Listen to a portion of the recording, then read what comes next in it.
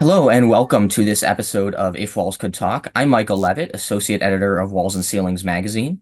Joining us today is Lisa Banks, President of Cincinnati Interiors and cover star of our August issue. Welcome, Lisa. So good to have you here. Good morning, Michael. It's great to be with you. So for those who didn't read the cover story, what was the genesis of Cincinnati Interiors? Mm. The genesis of Cincinnati Interiors lies solely with Phil Banks, Vice President of Cincinnati Interiors, and my husband. Um, it was his just desire to provide better for his family. We were both working full time, had two young daughters at home, but he knew that he could provide better by being out on his own.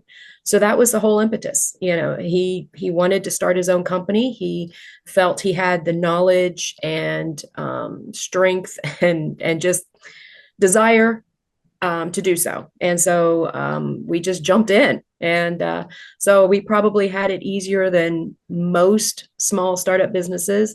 My background is in accounting and business management. I'm a licensed CPA. So I think that that was helpful, just not having to hire more outside professionals to help us get started. But yeah, we just jumped in and it was hard, sure, but it all started with him and his desire. So what services does Cincinnati Interiors provide? We are specializing in acoustical ceilings. We do all things acoustics. Sometimes it's wall panels. Sometimes it's specialty ceilings in corporate boardrooms or lobbies, something like that, where a customer will want something, very unique or to introduce their company in a certain color or something like that. But we're based in Cincinnati, and Cincinnati has a rich heritage in old buildings that they're really trying to repurpose, rejuvenate. And so a lot of these old buildings have the old tin ceilings in them. So we do a lot of historical tin applications as well, to either match or get as close as we can to preserve that heritage. Yeah. So you mentioned the Cincinnati Interiors is a family business. Specifically, which family members are involved besides Okay. yourself, obviously? Well, my husband, he's the vice president. He oversees all things um, to do with the field. So he does estimating. I mean, we have other estimators in the office, of course, but he's estimator and oversees that end of the business. Our son-in-law has come on board. He's an estimator, project manager. But he's been learning also a lot of the office managerial tasks as well, HR, accounting, billing. We're trying to make sure that he's fully encompassed in all aspects of the business. Our daughter, one daughter is involved in the business. She does a lot of things, HR, things like that remotely. And then another daughter of ours is also involved, not on a daily basis, but she has her own business as a caterer. And so she provides all of our site caterings, special event caterings, and things like that. So, and just until a few years ago, my mother was in the office and she did a lot of payroll and administrative tasks. So it's been many hands light work. Yeah, I'm sure that definitely makes it more fun. I mean, getting to see these people on a daily basis. Oh, absolutely. Keeping it involved in the family is fun. Absolutely. Absolutely. Not to negate the importance of our all of our staff, of course. Right. Yes. So what are your biggest challenges today? Oh, probably for so many different industries out there, it's the labor market.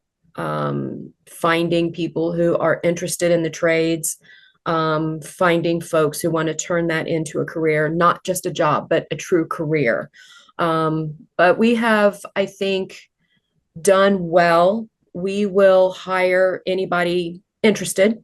And then we put them with a senior level person in our company and train them to do things that we the way we do it, incorporate them quickly into our corporate culture, and try to move them up as quickly as possible. That has been hugely successful for us. So do you work in Ohio exclusively, or is your service area broader than than just Ohio? No, because Cincinnati is in that southwest corner of Ohio, our primary work area is basically a 2 hour circle, but that encompasses Lexington and Louisville, Kentucky, Indianapolis, Indiana, Columbus, and of course Dayton, our northern neighbor. So basically a 2 hour circle. But we do have preferred contractors that we do travel with. So presently we're on a project at a university in Tennessee. We've worked in California. We will go anywhere with those preferred contractors that we do like to travel with. In regards to business, what keeps you awake at night? Mm. Probably my list of things to do to make sure that I can touch all of those items the next day. I will wake up with that list running through my head. Um, and I think probably getting the company ready for the next generation of leadership. Often for so many years, it's been just Phil and I making all of the decisions and making sure everything was covered. Me in the office, him with the field. Um, Now it's not so much taking those conversations that we would have on a weekend or in the car traveling somewhere or just after dinner of an evening. We have to make sure that we are having those conversations in the office with that next generation of leaders. Um, Teaching them the thought process, how the decisions are made, what factors are considered. So I think that that's a whole new level of the way we are doing things. And I think I'm constantly worried that making sure we're getting that knowledge out there. So what does it mean to Cincinnati Interiors to be on the cover of Walls and Ceilings as you were for our August issue? It's a huge honor. We have all in the office referred to Walls and Ceilings magazine with every issue. It comes in and the paper copies would constantly go around. But the online issues are great as well because they can be instantly retrieved by everyone, not wait for their turn with the paper copy. Um, but it's been a huge issue. We have referred to that magazine for years in our office and always gleaning something from somebody else in our industry or a new tool that's out in the industry or another supplier or another material that could possibly be used in what we're doing.